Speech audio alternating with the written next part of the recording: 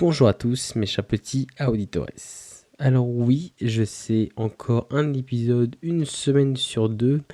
Quoi qu'en y réfléchissant, je me dis que c'est peut-être un format que j'adopterai peut-être à terme.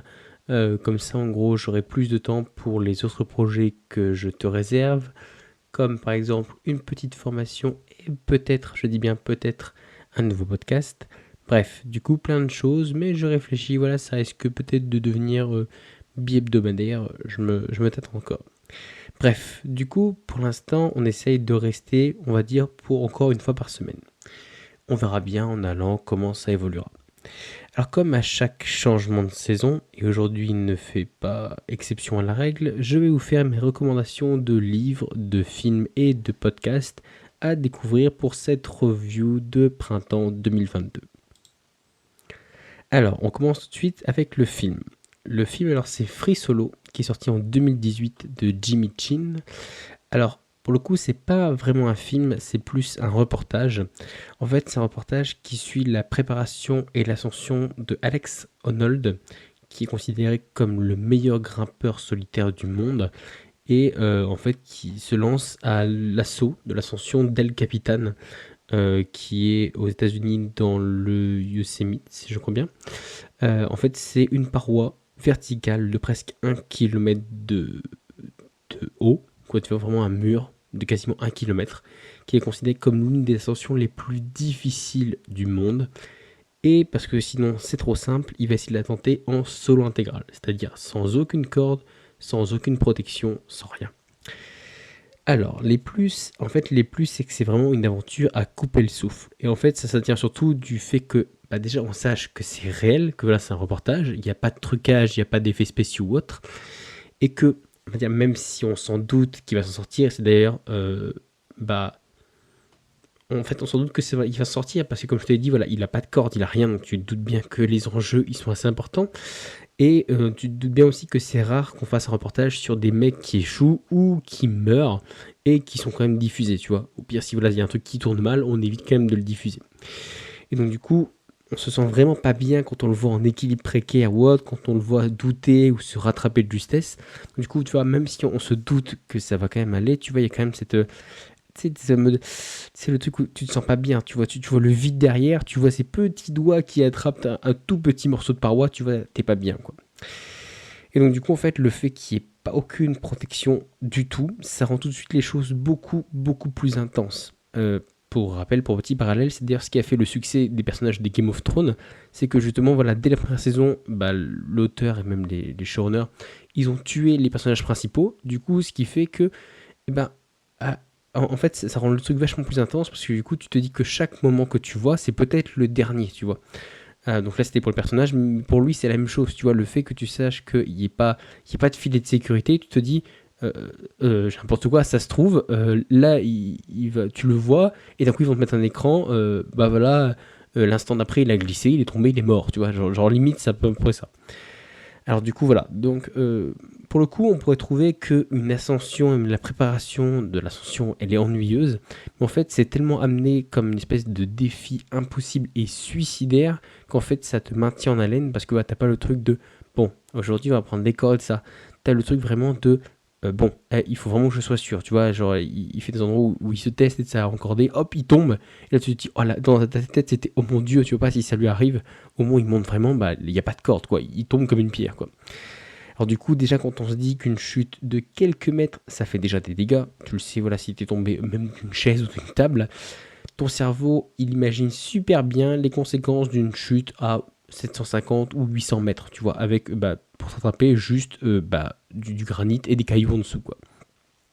De plus, en fait, le fait aussi que la paroi, elle soit quasiment verticale de bout en bout, c'est-à-dire que sur n'importe quel plan, même les plus éloignés, donc t'en as où, voilà, vraiment, ils sont quasiment sur l'autre côté de la vallée, et voilà, ils filment avec, voilà, avec des caméras, tu vois, un peu sur des longues vues pour pouvoir zoomer dessus.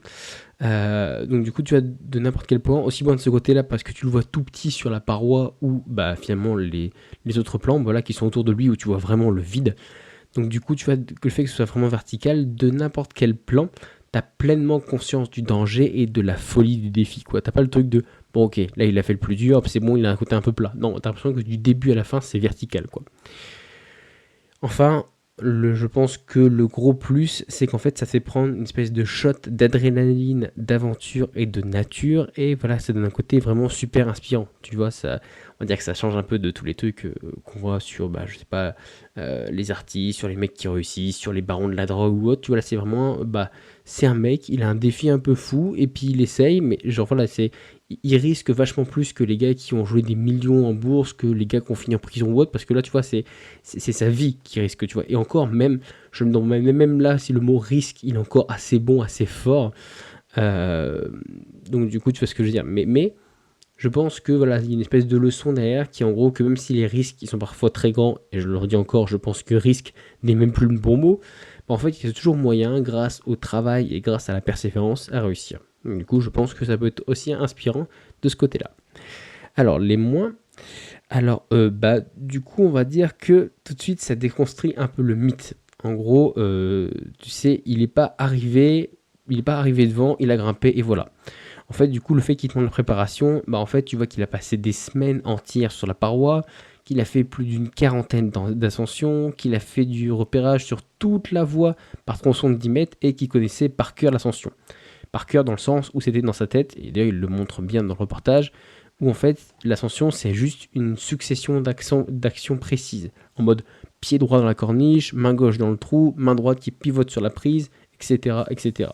Du coup, tu vois, ça casse un peu le mythe du super-héros parce que finalement, ça devient, même si voilà, ça reste quand même un exploit, finalement, en fait, ça devient plus une espèce de chorégraphie parfaitement maîtrisée qu'une ascension à la seule force de la maîtrise et de la force, quoi. Donc du coup, tu vois, ça, on va dire, ça déconstruit un petit peu le mythe que finalement qu'on peut s'imaginer quand tu vois la bande-annonce. L'autre point faible, c'est que du coup, on connaît déjà la fin. Enfin, plutôt. On connaît pas la fin, mais du coup, dès le début, on sait comment ça finit pas. Parce que, vu que dans le reportage, on voit Alex parler de ses aventures au passé, on sait qu'il s'en est sorti. Donc en gros, la seule question qu'on a, c'est soit il a réussi, soit il a abandonné. Parce que du coup, c'est même pas dire il est tombé et il s'est fait mal ou autre, sauf s'il est vraiment tombé dans les premiers mètres. Donc du coup, tu vois, ça peut être que soit il a réussi, soit il a abandonné. Mais donc du coup, cette seule info, c'est un peu cruel de dire ça, mais en fait, cette seule info de savoir qu'il s'en est sorti, du coup, en fait, ça fait, comme je te dis un peu plus haut, en fait, ça fait perdre toute l'intensité des passages où tu vois, il est à deux doigts de la mort, tu vois, où il est suspendu ou autre, parce que tu te dis, mais de toute façon, on l'a vu, il en parlait au passé, donc il a réussi, enfin, il est toujours vivant, quoi, donc du coup, il va pas tomber, quoi.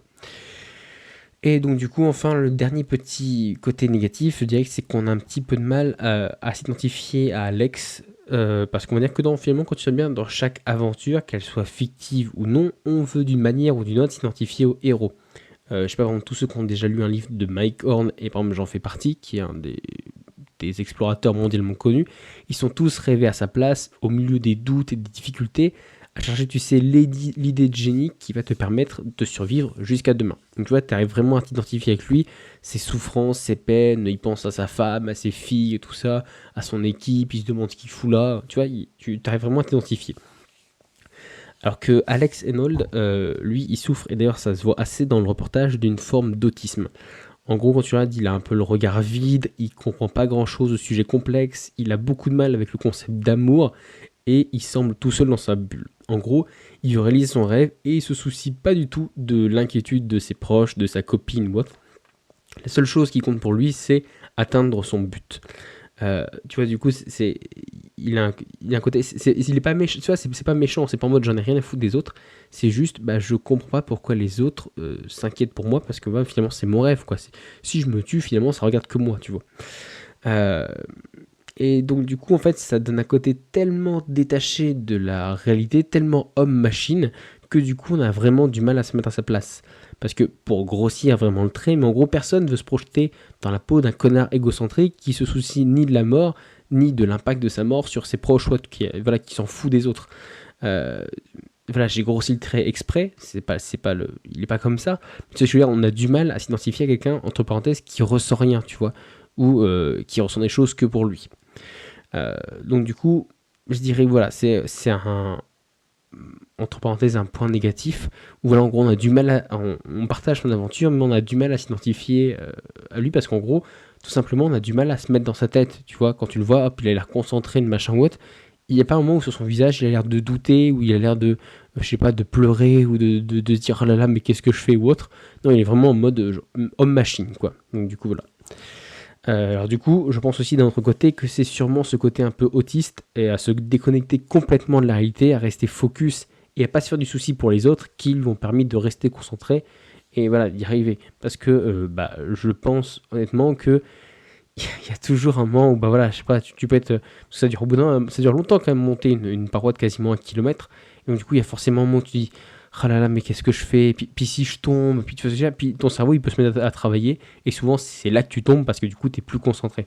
Donc du coup voilà, je pense que c'est aussi ce côté un peu à se déconnecter de la réalité, à être complètement focus qui en gros lui ont permis de continuer quoi. Donc du coup voilà un film que je recommande à tous ceux qui sont curieux d'aventure, de sensations fortes et de dépassement de soi. Bien, maintenant on passe au livre. Alors le livre c'est le manuel du fainéant ambitieux de Florent Bauer qui est sorti en 2019. Alors franchement, honnêtement, j'ai pris le livre parce que je trouvais le titre cool et amusant et en vrai, en lisant, j'ai vraiment adoré le bouquin. En fait, le bouquin, il parle de productivité, de gestion du temps, du monde du travail avec tout ce qui va avec, tu sais, stress, augmentation, burn-out, rentabilité et tout ça. Bref, que des choses, en gros, qui ont de fortes chances de te plaire, surtout si tu écoutes ce podcast, parce que c'est des sujets assez similaires. Alors, tout de suite, les plus. Alors, honnêtement, on va dire que c'est le premier livre que je lis qui a une approche de la gestion du temps un peu comme moi. Tu vois, en gros, pratique, utile, simple, tu vois, fun, décomplexé, quoi. Parce que d'habitude, quand tu prends un truc sur la gestion du temps, ça part vite en philo, tu sais, genre, qu'est-ce que le temps, qu'est-ce que nous sommes dans tout l'univers ou autre. Ou de l'autre côté, en mode, genre, se transformant en une bête de travail, tu vois, genre, gestion du temps, c'est en mode, bah voilà, tu te lèves à telle heure, tu fais ça, tu fais ça, tu fais ça, etc.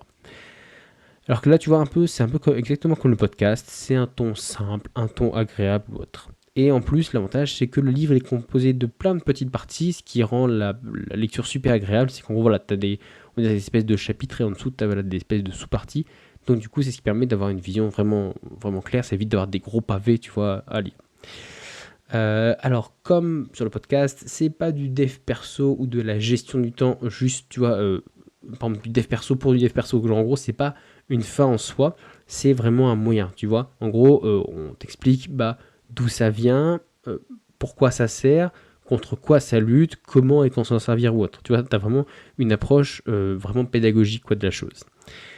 Bref, du coup, encore une fois, je pourrais argumenter longtemps, mais en gros, je ne vais pas vraiment te dire d'autre chose qu'en gros, c'est vraiment, enfin moi je l'ai vraiment vécu comme en gros sur la même longueur d'onde que le podcast que tu es en train d'écouter. D'ailleurs, je pense même que je vais essayer d'avoir l'auteur en interview parce que je pense que ça pourrait vraiment donner un super truc tellement voilà, on a des idées qui convergent. Donc du coup, voilà, je pourrais encore continuer, mais en gros, si t'aimes le podcast, si t'aimes un peu le ton, c'était un peu l'idée, un peu le sujet ou autre, je pense que tu adoreras le livre. Et l'autre plus, c'est qu'en gros, tu vas y aborder d'autres éléments que ceux que j'ai abordés. Et même déjà ceux dont on a déjà parlé, et tu vas voir que pour beaucoup, il y a des liens entre eux, il y a des mises en application, ce que par exemple, je peux avoir du mal à faire, puisqu'en gros, moi, ce serait faire le lien entre plusieurs épisodes où je suis pas sûr que vous les avez écoutés en même temps, ou à la suite. Donc du coup, pour moi, c'est plus compliqué, donc là, en gros, c'est d'une page à l'autre. Donc du coup, voilà, tu vas découvrir des sujets qu'on a déjà parlé, des sujets dont on n'a pas parlé, et des liens entre eux, et des mises en application. Bref, en plus du coup, maintenant ça me fait une super transition vers les côtés négatifs. Alors le côté négatif, le principal, c'est que si tu es un fervent de ce podcast, tu vas voir qu'il y a déjà pas mal de concepts et d'éléments qui vont faire doublon parce qu'on en a déjà parlé. T'as des trucs un peu, tu vois, la loi de Pareto, la méthode Pomodoro, ce genre de choses ou autre. Et donc du coup, on en a déjà parlé et parfois même plus précisément. Parce que du coup, je fais des séries pour certains sujets, des épisodes qui font 30-40 minutes sur un sujet qui là finalement dans le bouquin fait qu'une page ajoutée dans le livre, donc tu te doutes que c'est un peu moins développé. Donc du coup sur ces éléments là tu risques, si tu as déjà écouté tous les épisodes, tu es vraiment un aficionados, et donc du coup en gros tu risques de le trouver un peu superflu et l'explication un peu de surface parce que tu vas te dire il y a certains sujets, ouais ça en gros te dire j'en sais plus et du coup là j'ai un peu l'impression de revenir sur mes pas quoi. L'autre point négatif, c'est que forcément, comme dans ce compte podcast, on parle de gestion du temps. Et donc du coup, quand tu parles de gestion du temps, en gros, le but c'est d'aider les gens au maximum Et pour le coup, tu as souvent un peu tendance à faire un peu genre caisse à outils, dans le sens où en gros tu donnes le maximum de concepts et d'outils aux gens, sans des fois forcément lier tous les éléments entre eux. Pour l'électron-penseur, c'est plus facile parce que, en gros, je fais des épisodes différents, qui sont parfois séparés de plusieurs mois ou autres. Donc, tu vois, ça te laisse le temps d'encaisser chaque élément séparément, d'aller les assimiler, et voilà, de temps en temps, j'arrive à faire des ponts. Mais le problème, c'est que dans un livre, et ben en fait, ces éléments, ils se retrouvent juste à quelques pages d'écart, et si tu es en train de le lire, à quelques minutes de lecture. Ce que je veux dire, ils ont souvent, vu ils sont mis quand même, c'est pas un énorme pavé, donc du coup, les outils, ils s'enchaînent quand même assez rapidement, et donc du coup, tu peux avoir du mal à les assimiler, ou voilà, de te dire que ça fait, voilà, comme je te dis, un peu caisse à outils, dans le sens où on te donne tout d'un coup. En gros, c'est une espèce de glossaire, où en fait, on te fait la liste de tous les trucs et astuces, en les expliquant vite fait, mais sans vraiment de lien entre eux, et sans vraiment savoir lequel utiliser à quel moment ou autre, parce que bah voilà, finalement c'est pas un développement assez poussé. On va dire que c'est comment dire, c'est mettre le pied à l'étrier. Tu vois, ça peut être, je pense, si la gestion du temps ça te plaît, je suppose si tu écoutes ce podcast, mais que voilà, tu voudrais approfondir avec un bouquin, tu vois, je pense que ça peut être une espèce de porte d'entrée. Tu vois, un peu comme ce que j'avais dit avec Tout le monde n'a pas eu la chance de rater ses études d'Olivier Roland, c'était, je pense pas que ce soit le meilleur livre sur l'entrepreneuriat ou autre, ou sur la prise en main de sa vie, mais je pense que c'est un bon premier livre. Tu vois, c'est un livre un peu déclic, un peu coup de pouce, qui en gros te pousse vers l'avant. Donc du coup, je pense que dans ma tête, c'est un peu la même chose pour la gestion du temps pour ce bouquin-là. Et donc du coup, je pense que finalement ça conclut mes points négatifs, c'est que en gros, finalement, comme je te l'ai dit, c'est que comme c'est très fourni en astuces et en méthodes, également, on perd un peu de vue un certain cheminement. En gros, on a appris plein de choses intéressantes, mais on ne sait pas vraiment comment les mettre en application, ou si on arrive à voir comment les mettre en application, on ne voit pas clairement le passage d'un état A à un état B. Donc tu vois, je veux dire, dans pas mal de bouquins, voilà, un peu de dev perso, un peu d'apprentissage ou autre, on se dit, bah voilà, vous partiez de là, de tel niveau et tout ça, et le but c'était d'arriver là, et tu vois, on te montre le cheminement ou autre. Et on te dit, bah voilà, au début du livre, vous étiez comme ça, à la fin du livre, vous étiez comme ça, et donc tu vois, il y a une espèce de cheminement. Et là, c'est vrai que je te dis, le fait que ça fasse un peu caisse à outils, du coup, tu perds cette espèce de cheminement, d'enchaînement logique entre les éléments. Alors du coup, voilà pour les quelques critiques que j'aurais à en faire, parce qu'il faut toujours en faire pour rester objectif, mais dans l'ensemble, c'est un livre que j'ai vraiment adoré, pour le coup, et je pense que toi aussi, si tu me suis, je pense que, voilà, comme je t'ai dit, c'est sur la même longueur d'onde, donc je pense très certainement que ça pourra te plaire. Et pour finir le podcast, alors le podcast aujourd'hui, je vais te parler du podcast Dans le Noir. Alors oui, aujourd'hui on va frissonner. Et oui, pour changer complètement de registre, aujourd'hui je vais te parler de mes confrères podcasteurs avec qui j'échange assez récemment, qui fait du podcast d'horreur depuis novembre 2019. Alors je ne pourrais même pas te donner son nom, et même pas son prénom, parce que en fait il s'est fait une espèce de mission sacrée de rester le plus anonyme possible, malgré d'ailleurs le succès assez retentissant qu'il a aussi bien des podcasts que sur Instagram. Donc du coup je pense que ça fait une espèce d'aura de mystère autour, donc du coup ce qui rajoute encore à son personnage de narrateur, donc ce qui est je pense très habile de sa part. Mais malgré tous mes talents de négociateur, eh bien je n'ai pas réussi à lui soutirer l'information dans les temps. Donc du coup voilà, je ne peux pas t'en dire plus, va juste écouter Dans le Noir, mais je ne peux pas te dire pour l'instant de qui c'est. Même si je pense que je vais essayer de le kidnapper pour lui faire une interview, et donc du coup je le pousserai à nous avouer son secret. Bref, du coup aujourd'hui, comme je t'ai dit, on va parler du podcast d'horreur. Parce que oui, ça existe et c'est même diablement efficace. Parce que finalement, quand on y repense, les films d'horreur, ils font peur avec, voilà, finalement quand il réfléchit, qu'est-ce qui fait vraiment peur dans un film d'horreur? Est-ce que c'est des poupées moches? Est-ce que c'est des fantômes ou autre? Non, en fait, ce qui fait vraiment peur, c'est l'ambiance.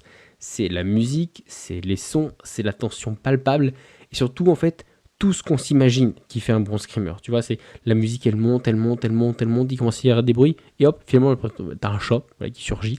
Mais en gros, finalement, qu'est-ce qui a fait peur? C'est pas le chat. En fait, ce qui a fait peur, c'est tout ce que tu as pu t'imaginer pendant ces moments où la musique est en train de monter et que l'ambiance montait, et qui, voilà, finalement, le moindre élément, ça te fait sursauter parce que tu t'es imaginé plein de choses. Et donc, du coup, c'est là-dessus que je vais commencer mes points positifs. Alors, du coup, comme je te dis, c'est de l'audio, mais il arrive très bien à poser l'ambiance. Il arrive à nous plonger dans l'histoire, on imagine les scènes et les histoires ou autres. Et en fait, je pense que c'est tout ça qui fait l'efficacité du podcast. Parce que finalement, le meilleur des réalisateurs du monde, avec le meilleur des acteurs et le meilleur des effets spéciaux, il ne pourra pas créer les images aussi effrayantes que celles que tu crées entre tes oreilles. Parce que oui, ton cerveau, via ton imagination, il va imaginer à partir du son ses propres histoires basées sur tes propres peurs personnelles. Et je pense qu'en fait, c'est ce qui décuple l'aspect audio de son contenu. Parce que tu vas faire, on peut te raconter une histoire, on peut te la montrer, oui, ok, d'accord, tu arrives à assimiler, tu as des trucs un peu qui te font peur. C'est que si on te raconte une histoire, voilà, j'ai n'importe quoi, euh, j'ai pas d'exemple. Mais voilà, pour te dire que finalement, peut-être que ton cerveau, il va retenir un mot bien particulier, tu vois, où il y a quelque chose, je parle, la porte elle s'ouvre, il y a quelque chose qui rentre, ou autre, un machin ou autre. Et bah toi, peut-être que ton cerveau, il va rester focus sur voilà, la porte qui s'ouvre, parce que c'est peut-être quelque chose là, qui redoute ou autre, que tu as peur. Le soir, tu verrouilles tout partout chez toi. Ce que je veux dire, c'est quelque chose que le film n'aurait pas forcément souligné, mais là, le fait qu'on te le raconte, ton cerveau, lui, il va se focus sur les trucs qui lui font peur à lui. Et donc, du coup, c'est ça qui décuple vraiment l'effet un peu frisson de, de, du podcast. L'autre chose aussi, c'est que du coup, on est vraiment dedans. On arrive vraiment à se projeter dans l'histoire. Parce que finalement, en écoutant, il n'y a pas tant de sons screamer que ça. T'as pas vraiment des boum, tu vois, vraiment des trucs, machin. T'as juste l'ambiance et l'imagination qui suffisent. Voilà, lui, il permet juste de te mettre dans l'ambiance. Et c'est ton imagination qui tourne toute seule comme une grande. Et c'est ce qui me permet d'embrayer du coup sur mon deuxième point positif. Décidément, je suis en forme aujourd'hui pour les transitions. En gros, les meilleures histoires selon moi sont celles que, en gros, on comprend à la fin. Mais vraiment tout à la fin. Tu vois, genre, il y a un dernier mot, une dernière phrase. Et en gros, cette dernière phrase, elle te permet de comprendre, mais elle n'explique pas clairement. Tu vois, elle revient pas en arrière en disant, bah, regarde, là, il y avait ça, il y avait ça, il y avait ça. En gros, ça te fait juste une espèce de boost rétroactif dans ton cerveau où tu as une espèce de twist final qui te fait en fait te remémorer toute l'histoire, de la preuve que l'imagination c'est la clé, mais en gros avec ce détail horrifique, tu vois, t'as vraiment la clé à la fin qui te permet de comprendre tout ce qu'il y a avant, qui te fait regarder tout sous un nouveau jour, et donc du coup voilà, je pense qu'à mon sens c'est les meilleurs épisodes, c'est que finalement, entre parenthèses, moins il en dit, et du coup plus ça fait peur, et du coup c'est là que je trouve que c'est vraiment, du coup c'est super bien raconté, et que c'est super bien amené quoi.